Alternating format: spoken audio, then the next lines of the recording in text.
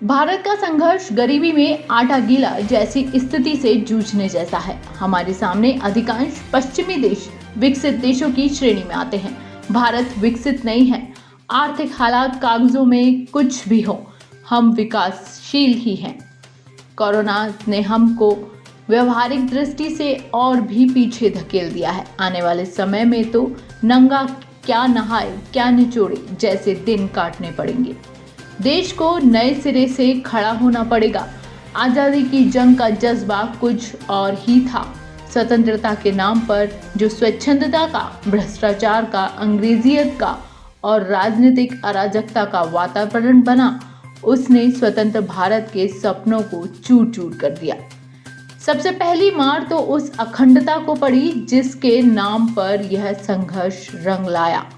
आज देश खंड खंड है। कानून का सम्मान भी खंड खंड हो गया। अभी लॉकडाउन में भी कानून का उल्लंघन जगह जगह देखा जा सकता है। हम आजादी के बाद माटी से जुड़े या दूर हो गए। लोकतंत्र की स्थापना हो गई। जनता का जनता द्वारा जनता के लिए कितना अच्छा नारा दिया गया। लोकतंत्र के 3 पाए जनता के द्वारा पोषित किए जाएंगे और देश को जनहित का एक सुदृढ़ और संकल्पित शासन देंगे।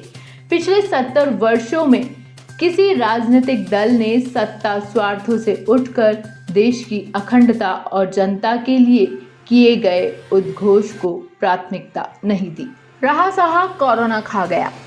अब सरकारी कर्मचारी छुट्टी पर आने के लिए अलग और काम करने के लिए अलग मोल मांगने लगा। उसमें भी दरारें और अनेक छेद हो गए। दूसरी ओर कर्मचारियों की भर्तियां बंद हैं, केवल अधिकारियों की ही भर्ती हो रही है। कोरोना ने सबको घर भेज दिया। कामकाज ठप हो गया। देश बेरोजगार हो गया। धनाढ्य भी हिल गए। क्या हम लॉकडाउन के उठने पर चल पड़ेंगे? कभी नहीं। हमारी सरकारी मानसिकता साथ नहीं देती। न जाने क्यों वह स्वयं को जनता का अंग मानकर काम नहीं करती। अधिकारी, विशेषकर केंद्र शासित वर्ग, स्वयं को सरकार से भी ऊपर मानता है। कानून बनाने में हमारे जनप्रतिनिधि प्रभावी नहीं हो पाते। अतः हमारे अधिकतर कानून विकसित देशों की तर्ज पर बने होते हैं, जो हमारी आर्थिक सांस्कृतिक पृष्ठभूमि से मेल तक नहीं खाते, किंतु कानून बन जाते हैं। इस स्तर का सारा चिंतन अंग्रेजियत से प्रभावित है। तीनों पाए भी और मीडिया भी। इसीलिए अधिकांश मीडिया भी स्वयं को सरकार घोषित कर बैठा। जनता का कौन बचा? हमारी अर्थव्यवस्था आज केवल चरमरा ही नहीं गई, बल्कि पैंदे बैठती दिखाई दे रही है। आज की चक्का जाम स्थिति से बाहर निकलने के लिए युद्ध स्तर पर विकसित देशों की तरह नए सिरे से तपना पड़ेगा। आज भी सरकारें विलासिता के नशे में डूबी हैं। आज की अर्थव्यवस्था पहले पेट भरे, घर में नहीं दाने, अम्मा चली भुनाने। कानूनों पर भी पुनर्विचार करने के लिए विशेषज्ञों की समिति बने। आधे से अधिक सदस्य भारतीय सांस्कृतिक आर्थिक धरातल को जीने वाले हों। हमें फिर से पुरानी जीवन शैली पर आना चाहिए। 5 दिन के स्थान पर पुनः 6 दिवस के कार्य दिवस लागू होने चाहिए। धर्म संप्रदायों से जुड़े सारे अवकाश ऐच्छिक हो जाने चाहिए। केवल 8-10 राष्ट्रीय अवकाश रहें बस। स्थानीय अवकाशों पर भी पुनर्विचार किया जाए। कोरोना ने देश में पहली बार एक नई कार्य संस्कृति, घर से कार्य, वर्क फ्रॉम होम करने की विकसित की है। इसे सही दिशा दी जाए तो भारत जैसे देश में यह पद्धति मितव्ययता एवं विकास को बड़े आयाम दे सकती है। आज टेक्नोलॉजी ने यह संभव कर दिया है कि सरकारी और गैर सरकारी क्षेत्र में बहुत से काम कर्मचारी घर बैठे बैठे भी कर सकते हैं। उनके आकलन, नियंत्रण, समीक्षा के भी तरीके टेक्नोलॉजी में उपलब्ध हैं। टेक्नोलॉजी के माध्यम से होने वाले कार्यों में पारदर्शिता भी पूरी रहती है और सोशल डिस्टेंसिंग की तो स्वतः पालना हो जाती है। जरा सोचकर देखिए, वर्क फ्रॉम होम के कारण कितनी बड़ी संख्या में सरकारी भवन खाली हो सकते हैं। इन भवनों का उपयोग अस्पताल, स्कूल और अन्य जन सुविधाओं के लिए किया जा सकता है। दफ्तर आना जाना कम हो जाएगा तो सड़कों पर वाहनों की संख्या भी आधी से कम रह जाएगी, जिसका सीधा लाभ प्रदूषण मुक्ति के रूप में मिलेगा। बिजली, ईंधन, जल जैसे आवश्यक संसाधनों की भी बचत होती है। इन सब से प्रकृति की शुद्धता भी बनी रहती है। लॉकडाउन के दौरान देश भर में प्रदूषण के स्तर में आई गिरावट इसका प्रमाण है। पत्रिका के देश भर में फैले दफ्तरों में पिछले लगभग 1 महीने से वर्क फ्रॉम होम के माध्यम से अधिकांश कार्य सफलतापूर्वक संचालित हो रहे हैं। केंद्र सरकार के सामने एक स्पष्ट उदाहरण आया कि नेतृत्व यदि नियमित रूप से जनता को संबोधित या प्रेरित करता है तो मुर्दा भी बोलने लगता है। अफसरों को भारतीय बनाने के लिए श्रम और शक्ति बहुत लगानी पड़ेगी, तब जाकर भारत पुनः भारतीय स्वरूप को प्राप्त हो सकेगा।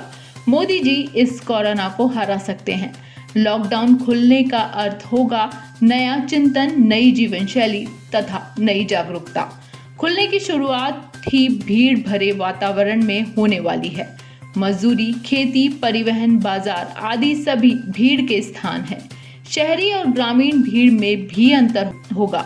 बसों की भीड़ और मंडियों की भीड़ में अंतर होता है। मंडियों में तो पशु भी होते हैं। ऐसा न हो लाल फीताशाही सारे अरमानों पर पानी फेर दे। अभी तक न सब जगह राशन ही पहुंच पाया है, न ही मास्क। अतः आदेशों की अनुपालना व्यवहारिक होनी चाहिए। राजनीति का दबाव जैसा चित्तौड़गढ़ में नजर आया। विधायक विधूड़ी की कार का चालान किया तो मुंह पर तारीफ की और तुरंत महिला अधिकारी का स्थानांतरण। क्या ऐसे जनप्रतिनिधियों से समाज को कोई उम्मीद रखनी चाहिए जो लॉकडाउन में भी 4-4 गाड़ियां साथ लेकर चलता हो और कानून को मुट्ठी में रखता हो? उसके खिलाफ कार्रवाई न होना भी जनता के विश्वास को तोड़ना ही है। जयपुर के कांग्रेसी विधायक अमीन कागजी पर क्या कार्रवाई हुई? क्यों सत्ताधारियों को असीमित पास देकर हम कानून की धज्जियां उड़ा देने को सहमत हो जाते हैं? प्रभावशाली लोग कार पास लेकर गलत कार्यों में दुरुपयोग कर रहे हैं। गरीबों को तो बिना पहचान राशन तक नहीं दिया जाता, भले ही भूखे मर जाएं। अमेरिका विशेषज्ञ माइकल ऑस्टहोम्स ने तो यहाँ तक कहा है कि टीका आने में और कोरोना की प्रभावी रोकथाम में 2 साल तक लग सकते हैं। इस बीच यह चीन, हांगकांग, सिंगापुर, ताइवान जैसे एशियाई देशों की तरह पुनः आक्रामक हो सकता है। यह तूफान, भूकंप जैसी आपदा नहीं है कि एक बार में ही चली जाए। इस पर देश काल का बंधन लागू नहीं होता। अतः हमारी चिंता केवल यह होनी चाहिए कि हम बाहर कैसे निकलें। इस बारे में पुराना कोई अनुभव तो है नहीं। एक ही बात समझ में आती है कि भीड़ बेकाबू होगी। क्या टेस्ट करने और सभी चिन्हित रोगियों को अस्पताल, डॉक्टर्स उपलब्ध हो सकेंगे? कठिन तो है ही। वायरस स्वयं तो आक्रामक बना ही रहेगा, अपने आप मरने वाला तो है नहीं। अतः इस चुनौती का सामना करने के लिए कम से कम 6 से 10 माह आगे तक की स्वास्थ्य योजना तैयार रखनी चाहिए। निर्णय ठोक बजाकर ही लिए जाएं।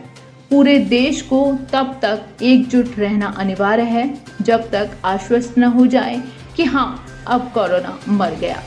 स्वास्थ्य कर्मियों, वॉरियर्स का भी सबको मिलकर पूरा ध्यान रखना है। विशेषज्ञों का कहना है कि भले ही ये वायरस बैक्टीरिया से कम हानिकारक है, किंतु पकड़ में आने तक हमारी कोशिकाओं यानी सेल्स को बड़ा नुकसान पहुंचा देता है, जिनको पुनः ठीक नहीं किया जा सकता। इसके प्रतिफल में साइटोकाइन नामक अतिवेग से हानि पहुंचा देता है, जो इन्फेक्शन से भी अधिक होती है, जबकि हमारी चिकित्सा इन्फेक्शन को दूर करने के लिए ही की जाती है। भारत में सार्वजनिक अनुशासन एवं शिक्षा का अभाव भी नकारा नहीं जा सकता। लॉकडाउन हटने की प्रक्रिया गंभीर प्रशासनिक हाथों में ही रहनी चाहिए। पद गंभीर हो आवश्यक नहीं है, राजनीति गंभीर हो यह भी आवश्यक नहीं। अनुभव के आधार पर निर्णय लिए जाएं, जीवन को बचाया जा सके यह पहली आवश्यकता है।